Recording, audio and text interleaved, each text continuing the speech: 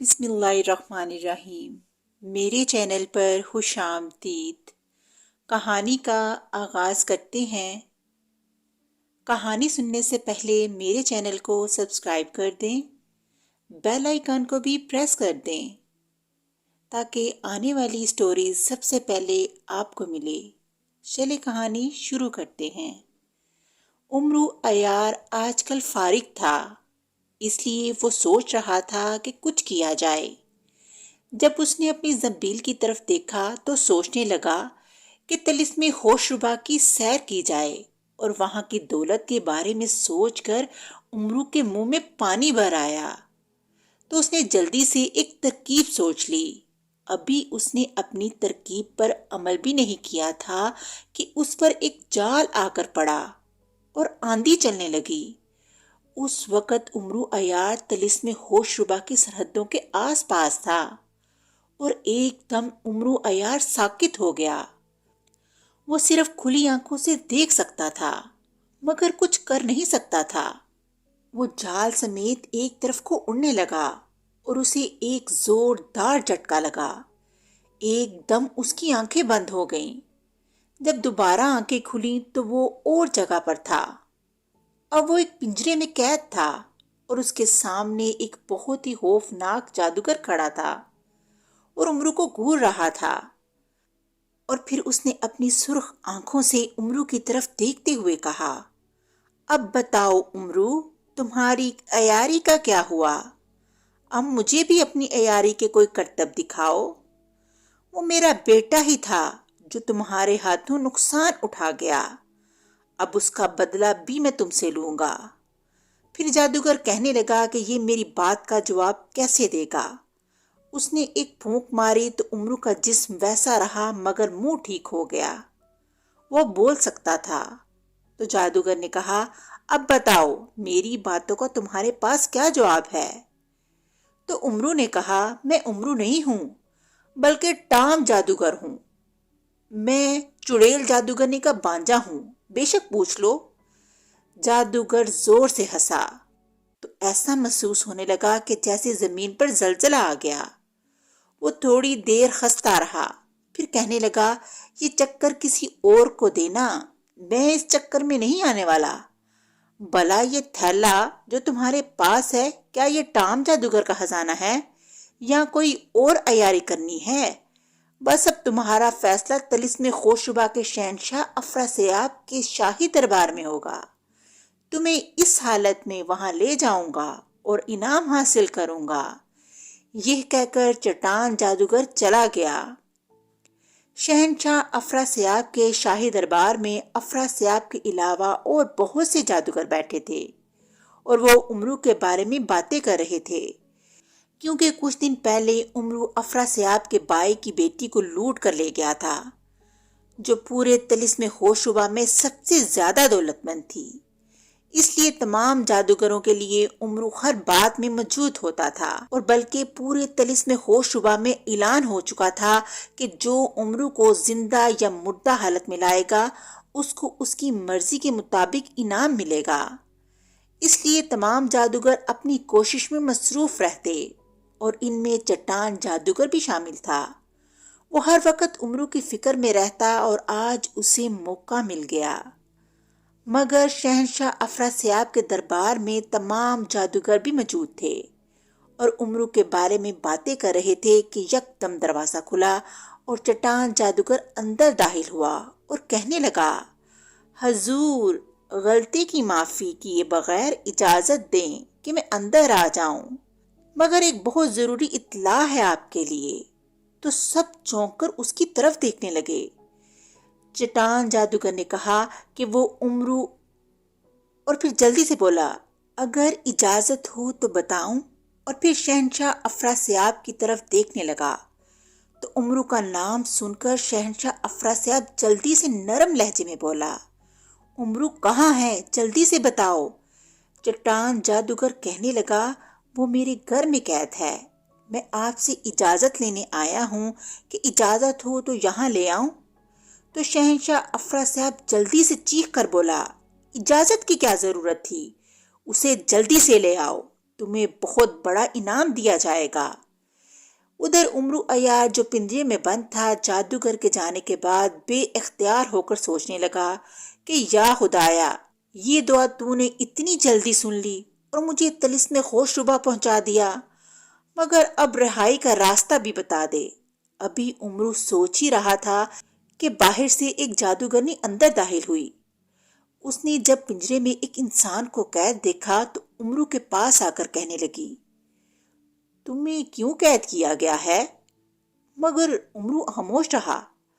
جب جادوگرنی 2-3 دفعہ بولتی رہی مگر امرو نہ بولا، تب جادوگرنی کی نظر امرو کے جسم پر پڑی تو وہ چونک پڑی اور کہنے لگی کہ او، تو تمہارے جسم کو تو ساکت کیا گیا ہے۔ پھر اس نے ایک پھونک ماری، اس سے کچھ اثر نہ ہوا۔ امرو کو جو ایک امید کی کرن نظر آئی اب وہ ختم ہونے لگی تھی، مگر جب دوبارہ اس نے پھونک ماری تو امرو کا جسم اپنی اصلی حالت میں آ گیا۔ تب امرو نے اپنی زنبیل سے ایک خوبصورت پھول نکال کر کہا، یہ لو پھول، دراصل میں چٹان جادوگر کا بہت قریبی دوست ہوں اور اس کے لیے ایک ضروری پیغام لے کر آ رہا تھا کہ راستے میں مجھے آشیانہ جادوگر مل گیا۔ جب اس نے مجھے دیکھا تو کہنے لگا، واہ، آج چٹان جادوگر سے بدلہ لینے کا موقع مل گیا۔ تو میں نے کہا، میں چٹان جادوگر نہیں ہوں۔ تو وہ کہنے لگا کہ تم اس کے دوست تو ہو، اس طرح اس کو زبردست چوٹ آئے گی۔ میں تحفے کے طور پر تمہیں پنجرے میں بند کر کے بھیج دیتا ہوں تاکہ اس بات سے وہ سبق حاصل کر سکے۔ امرو بڑے درد مندانہ لہجے میں اپنی عیاری سے بھرپور کہانی سنا رہا تھا۔ تب وہ جادوگرنی حیرانگی سے بولی، تمہاری یہ کہانی میری سمجھ سے باہر ہے کہ اول تو کوئی اتنی جرت نہیں کر سکتا کہ چٹان جادوگر کو سبق دینے کی دھمکی دے، اور دوسری بات یہ کہ کوئی بھی چٹان جادوگر سے دشمنی نہیں کر سکتا۔ پھر وہ امرو کی طرف دیکھنے لگی، اس کی مظلوموں جیسی بنی ہوئی شکل کو دیکھ کر کہنے لگی، اگر واقعی تمہارے ساتھ ایسا ہوا ہے تو میں اس بات میں تمہاری پوری مدد کروں گی۔ یہ کہہ کر اس نے ایک اور پھونک ماری اور امرو بالکل آزاد باہر آ گیا، اور پھر اس نے وہ پھول جو ہاتھ میں پکڑ رکھا تھا جادوگرنی کو دے کر کہنے لگا، یہ میں شہنشاہ افراسیاب کے دربار سے لایا تھا، تمہارا نام کیا ہے؟ تب جادوگرنی نے بتایا کہ میرا نام شمسی جادوگرنی ہے اور میں چٹان جادوگر کی بہن ہوں۔ تب امرو عیار نے کہا، او، مجھے پتا نہیں تھا، میں نے تمہیں پہلے کبھی نہیں دیکھا۔ جادوگرنی نے حیرانی کے ساتھ کہا، میں تو اکثر یہاں آتی رہتی ہوں مگر تمہیں یہاں کبھی نہیں دیکھا، جبکہ چٹان جادوگر کے تمام دوستوں کو میں جانتی ہوں۔ ابھی یہ الفاظ پورے نہیں ہوئے تھے کہ جادوگرنی گری اور بے ہوش ہو گئی۔ دراصل امرو نے اسے پھول دے دیا تھا جس کو اس نے سونگھا تھا اور پھر وہ بے ہوش ہو گئی۔ امرو عیار جلدی سے وہیں اسے چھوڑ کر باہر کی طرف بھاگا اور تمام مکان کی تلاشی لی۔ جب وہ تہہ خانے میں گیا تو وہاں کی دولت دیکھ کے اس کی آنکھیں کھلی کی کھلی رہ گئیں۔ اس نے تمام دولت اپنی زنبیل میں ڈالنی شروع کر دی۔ تمام دولت اکٹھی کر کے وہ باہر نکلا اور شمسی جادوگرنی کا روپ دھار کر بیٹھ گیا۔ اتنے میں دروازہ کھلا اور چٹان جادوگر اور چند سپاہی اس کے ساتھ آئے۔ آگے جادوگرنی کو دیکھ کر وہ حیران رہ گیا تو جلدی سے امرو نے کہا، چٹان بھیا، میں ابھی یہاں پہنچی ہوں، تم کہاں گئے تھے؟ تو چٹان جادوگر نے ادھر ادھر دیکھنا شروع کر دیا اور پوچھنے لگا کہ کیا تم واقعی ابھی آئی ہو؟ تو شمسی جادوگرنی نے کہا، ہاں، مگر جب میں آئی تھی تو ایک آدمی کو باہر نکلتے ہوئے دیکھا تھا، وہ عجیب سی شکل کا بوڑھا تھا۔ اور اس کے بعد اس نے امرو کا نقشہ دہرانا شروع کر دیا۔ چٹان جادوگر یکدم چونک پڑا، کیا واقعی تم نے اسے باہر نکلتے ہوئے دیکھا تھا؟ تو امرو جو دراصل شمسی جادوگرنی کے روپ میں تھا اس نے کہا، ہاں، اور پھر کہنے لگا، میں تمہیں ایک بات بتانا چاہتی ہوں، ان سپاہیوں کو ذرا باہر بھیجو۔ چٹان جادوگر نے ان سپاہیوں کو باہر جانے کا حکم دیا اور پھر کہنے لگا، اب بتاؤ۔ تو امرو کہنے لگا، دراصل میں آب حیات کا ایک پھول لائی تھی کہ جو سونگھ لیتا ہے اسے کبھی کچھ نہیں ہوتا۔ اور پھر امرو نے ایک پھول چٹان جادو کی طرف بڑھا دیا۔ چٹان جادوگر نے جو ہی پھول سونگا وہ بھی بے ہوش ہو گیا۔